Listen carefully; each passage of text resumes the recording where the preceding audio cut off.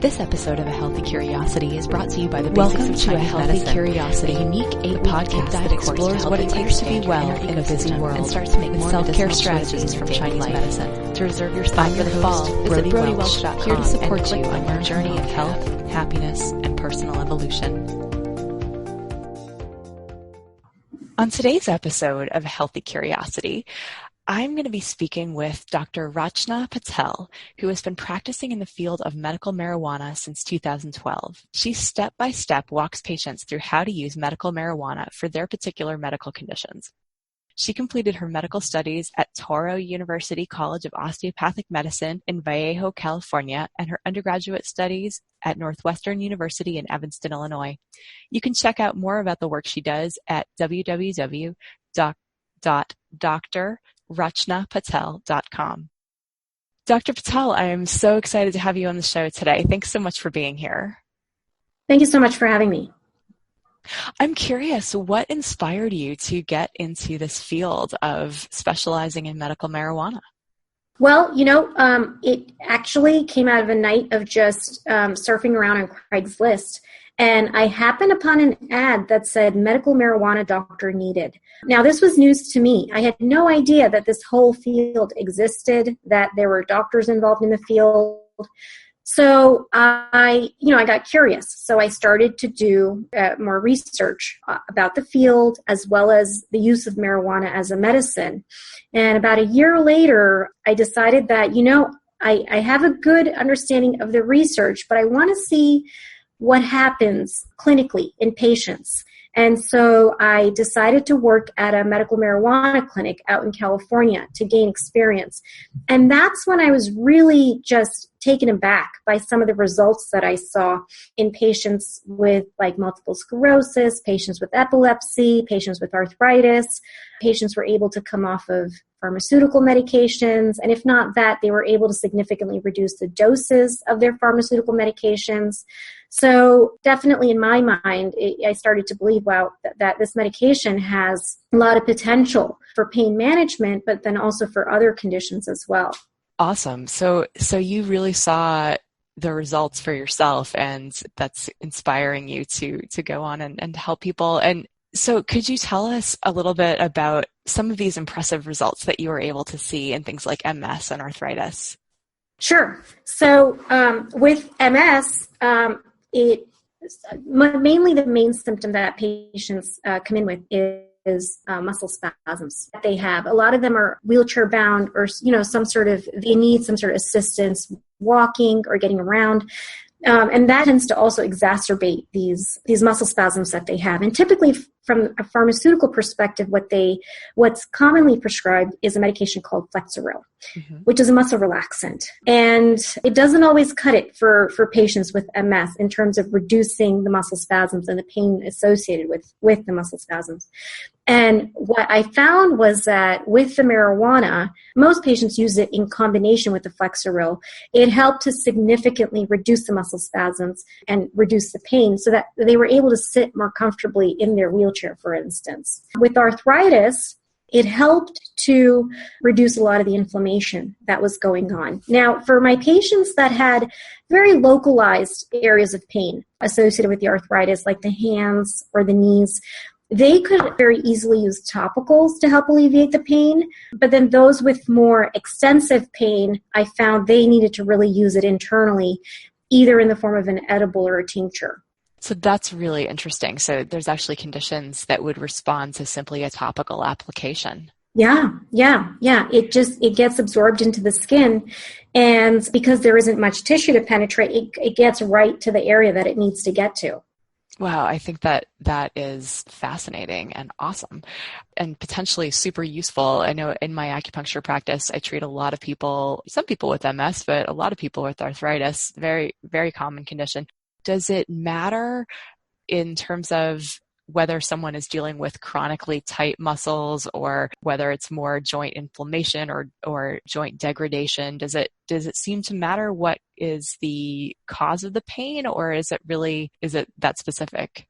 where that matters is the combination of chemicals that work best for patients. So, for instance, marijuana makes a whole bunch of different chemicals. The two that, as far as we know, that it makes in abundance are CBD and THC. Now, CBD I found to be a very potent antispasmodic.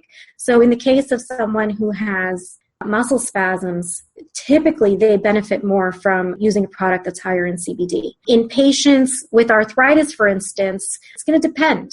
But I found that both THC and CBD are equally effective in reducing inflammation. And in fact, using them together, research has shown that they work synergistically in reducing inflammation. So yeah, it does, when it comes to selecting the product of marijuana, it does matter as to, okay, what's exactly causing the pain. So that's really interesting that where I practice here in Oregon, pot was just legalized for recreational purposes. And so people who may not have been a huge part of their lives or something that they would seek out because of a chronic health condition, but it seems like people are really getting curious about marijuana and how it might potentially help them. And so that split between the THC and CBD, looking for something that we think of as CBD being the more pain relieving aspect and THC as the thing that gets you high. And it sounds like what you're saying is that these two aspects of the plant chemistry work together and that both actually have pain relieving properties. Right. And then the other thing to keep in mind is that high that everyone is worried about. Every medication, even pharmaceutical medications, and I'm sure even with Chinese herbs and medicines, there's a sub-therapeutic range, there's a therapeutic range, and then there's a toxic range, right? And that high tends to occur when you get into that toxic range. So I always focus on getting my patients into that therapeutic range so that they're getting the medical benefit of the marijuana, but they're not necessarily getting the side effects. There are ways to tweak it so that you're getting the benefits but not the side effects. Interesting. So it's really dosage dependent, it sounds like. Yes, exactly. And so if someone there's also a whole group of people who are quite interested in the mind-altering psychoactive aspects of marijuana, or that helping them to really be in their bodies in a different way. Are you saying that if someone is experiencing a high, does that necessarily mean that it's toxic for them?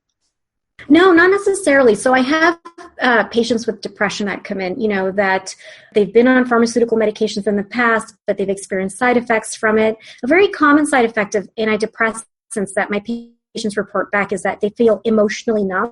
Mm-hmm. They don't feel the full spectrum of emotions, and they don't they react appropriately to situations. Like, say something really happy happens, they don't necessarily feel as happy as they'd like to feel. Or if something sad happens, they feel like they're aware of it, but they can't react to it appropriately. So for that reason, they've kind of spun their wheels with the antidepressants, and so they turn to medical marijuana.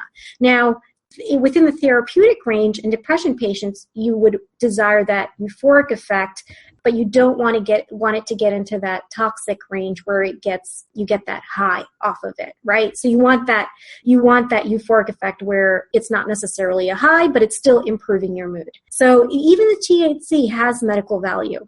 People definitely talk about that all the time, that feeling of flatness that antidepressants gives them. Yep. That's the number one complaint that I hear in helping people reduce their dosage or treat depression differently. So you can get euphoric without getting high. That's really interesting. Yeah, definitely. And so ultimately that's the goal with patients, is that, okay, let's get you at just the right point so that this is working like a medicine and not like a drug. And is it the kind of thing that you would say is treating the root of the problem, or is simply helping people manage symptoms? So it depends. It depends on what we're talking about. What I found is that in conditions that cause inflammation, marijuana, again, research done in mice and in petri dishes show that the chemicals in marijuana have very potent anti-inflammatory effects. So in those situations, yes, it could very well be helping to get to the root of the issue. Now, if you have osteoarthritis, for instance, which is your bones sort of wearing away from wear and tear, in that particular case, no, you're not really getting to the root of the problem. It's just for symptomatic control. So it doesn't always get to the root of the problem. It depends on, what condition you're treating it for. difficulty sleeping, for instance. That's another thing that a lot of my patients come in for. Again, I'm not certain if in that case it's necessarily getting to the root of the problem. But it's helping them. Yeah. It's making a difference in their quality of life. Not to be discounted in any way. That's huge. Right.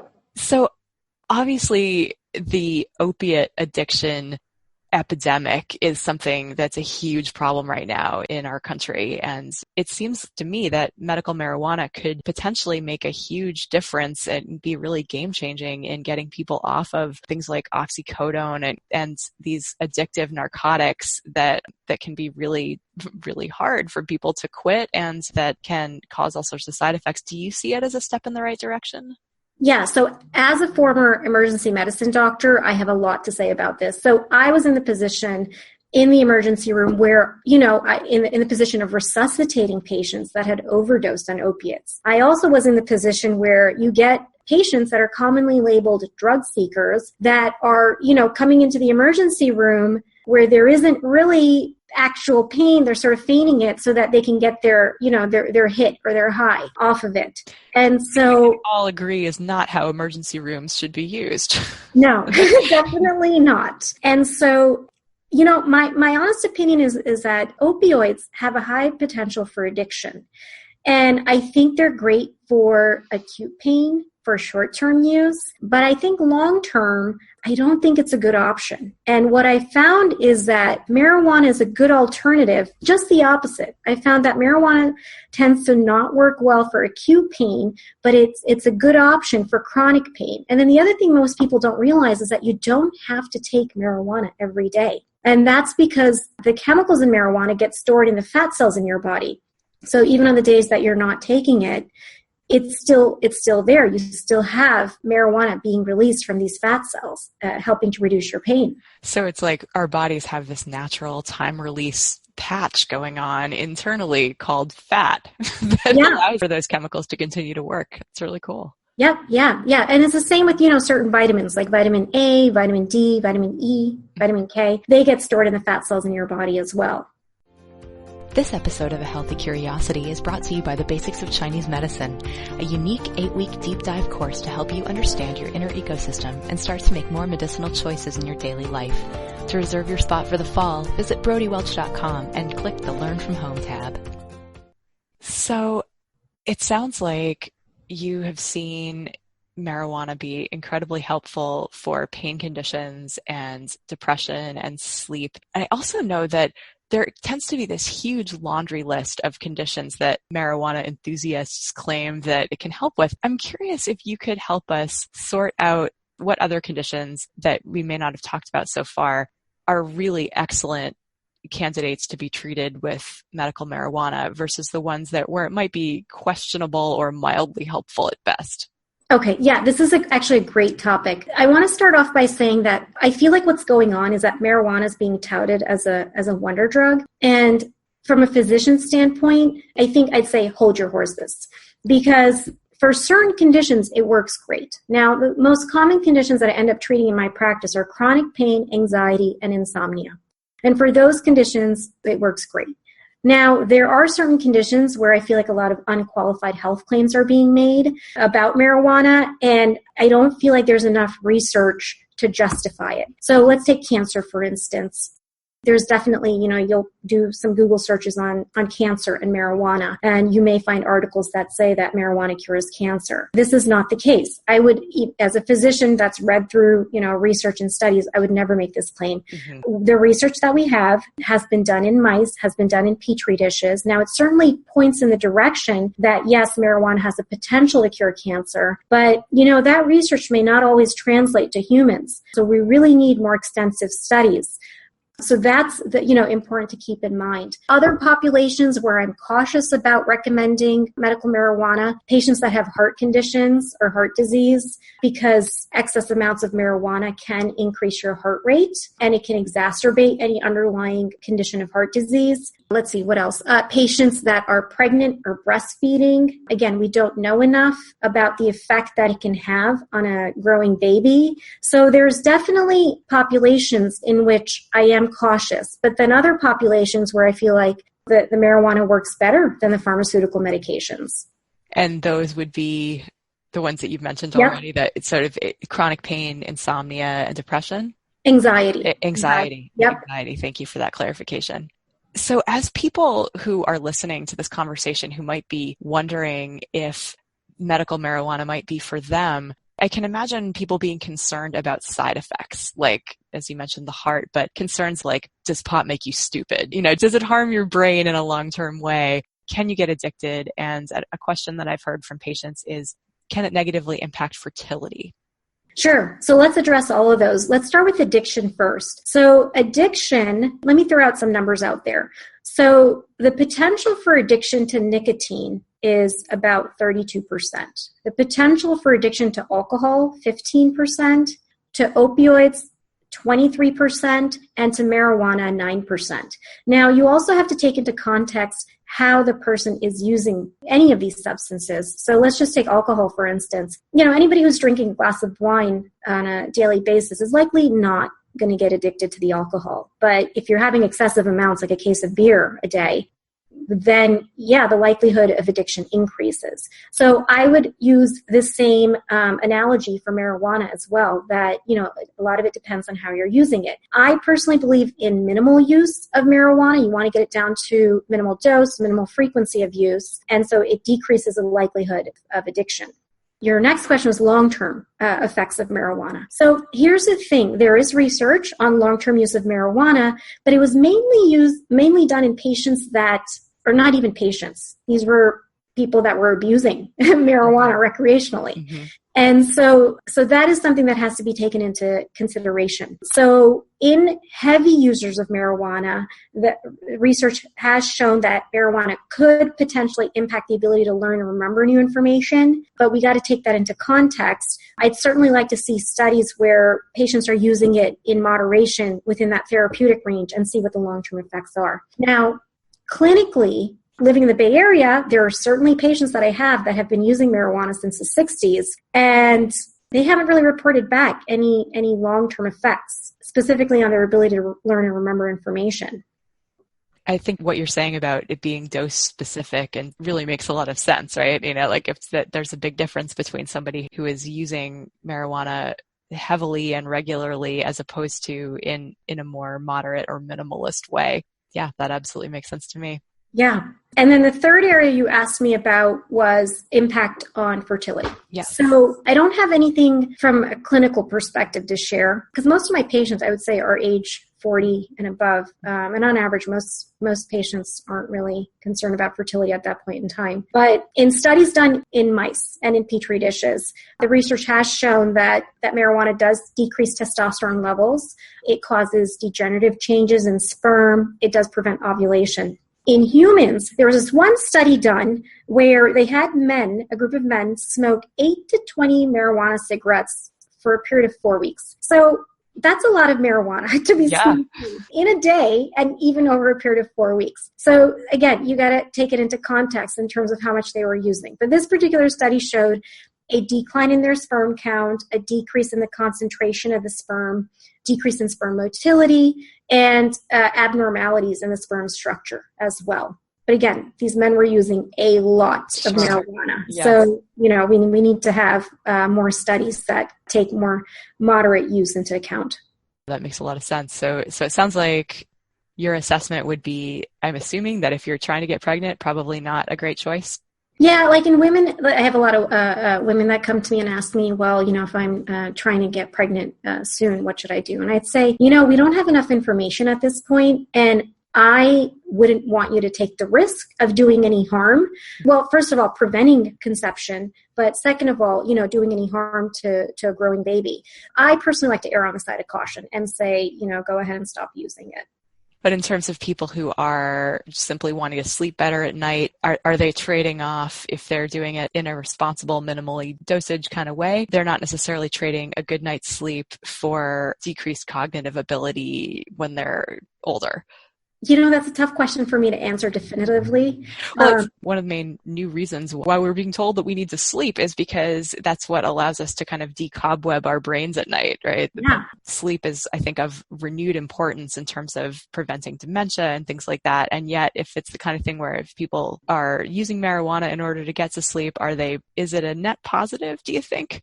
So in terms of improving sleep, yes, it does help to improve sleep. In terms of the long-term effects, clinically, from what I've seen, I don't believe if you use it in moderation, there's going to be long-term effects. But again, we need more research. Okay. So I don't have a definitive answer for you there. Well, you can only answer as far as the science has come, right? Right. As a physician, you've got to go with the data. I understand that. Speaking of data, one of the interesting things that has been discovered about acupuncture and its effects on the body, I've heard it described as acting on the body's endocannabinoid system. I'm wondering what you can tell us about that.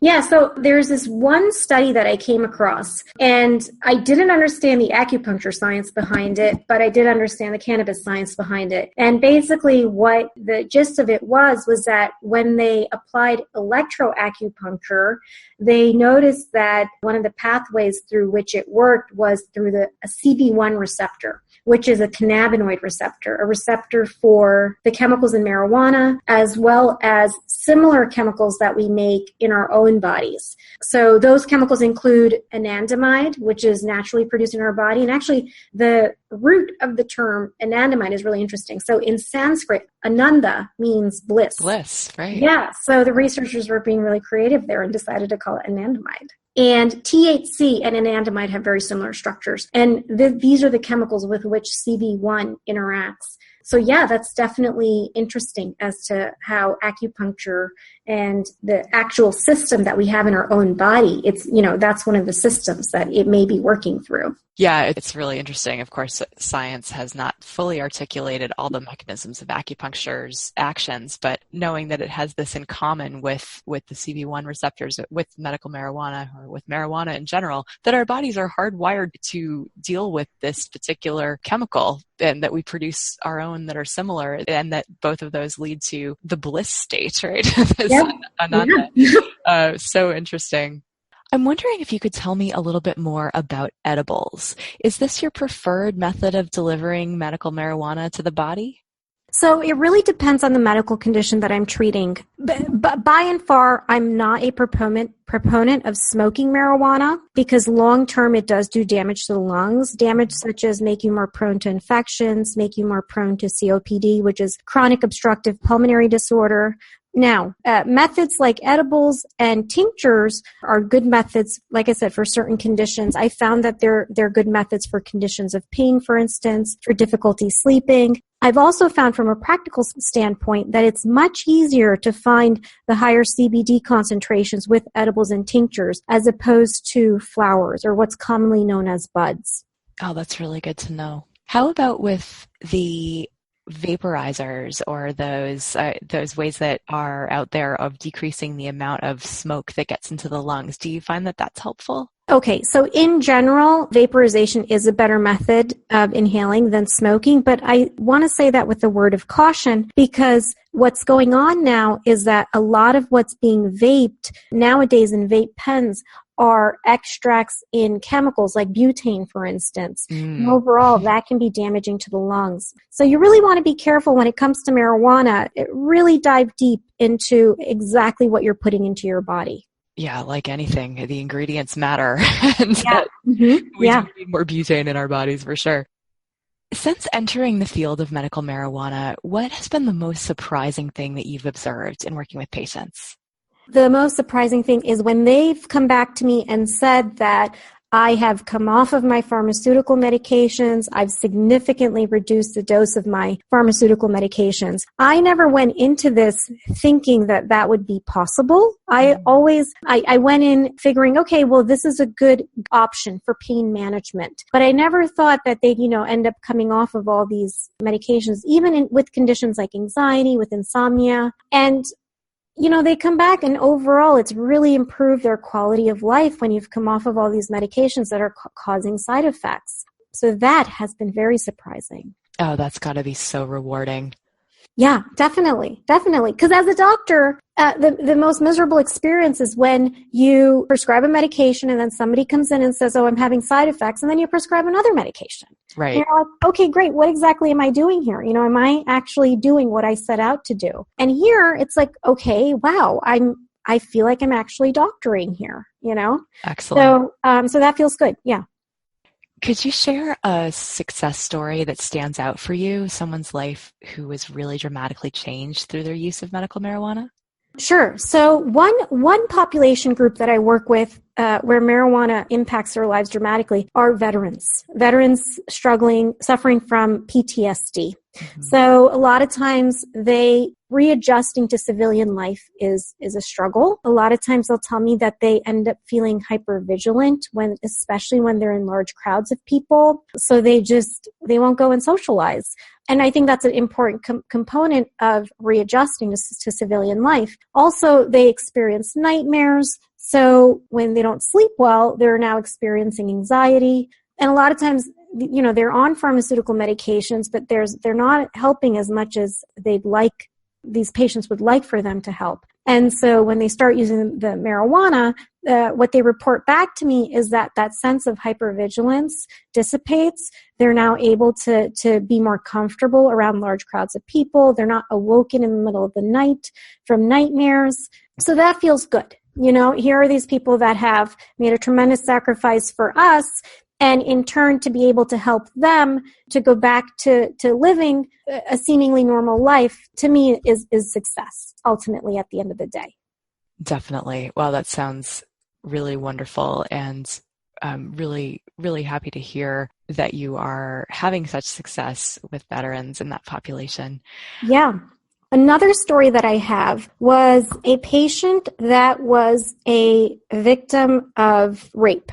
And it was a very young age. She was raped at age 18 or so. And she since experienced a lot of stress around engaging in sexual activity. And she came back to me and said that this is the one thing that helps to alleviate anxiety enough that, sex is now pleasurable for her. So that definitely was, in my mind, wow, it felt like I made a difference. That's huge. Yeah. I'm really struck by, in both of those stories, those are the kinds of things that I treat fairly successfully with acupuncture, that post-traumatic stress and hypervigilance, insomnia, and really like just traumatic memories and the bodily and emotional guarding that can take place. And it makes me wonder just how powerful it would be to use, for example, acupuncture and medical marijuana in conjunction with one another in the same patient, in someone who has been through a war or a rape or some other equally horrific experience. That seems like it would be a really great combination. Yeah, if we can get a group of patients together that are willing to participate in a study, I'm definitely willing to do it. That would be fun. Yeah. How powerful. Awesome. Well, thanks so much again for taking this time to talk with my listeners. Yeah, of course. And if they have any questions on my Facebook page, I have an Ask Me Anything Wednesday. So they're welcome to post their questions on that page, and I'll try my best to get to them and answer them. Fantastic. Thanks so much, Dr. Patel. Yep, not a problem. Is there anything else that you'd like to share with our listeners about the work that you do? If they want more information, I'm building a library of YouTube videos, and the name of the channel is Ask Dr. Rachna Patel, the medical marijuana expert. So they can just do a search for that on YouTube. And your listeners, if they have questions, I'm more than happy to answer questions for them. Of course, I can't do it in the capacity of a doctor, but I can definitely give them general information. My brain is full of all sorts of facts about marijuana. So 2 ways to ask questions. One is my Facebook page, the Ask Me Anything Wednesdays. And then the other is in the comments section on my YouTube channel. And, I'll try my best to answer their questions for them. Wonderful. I love that you are doing such powerful outreach and really getting what you know about this really powerful herb out into the world and where people can access it, because I think it's really a hot topic these days, and there's a lot of myths circulating which you are helping to dispel. So thank you so much for doing that work in the world. Yeah, thanks. Well, it was great to talk with you today, Dr. Patel. I really appreciate your time and sharing your expertise with all of our listeners. Thank you. Thank you for having me on your show.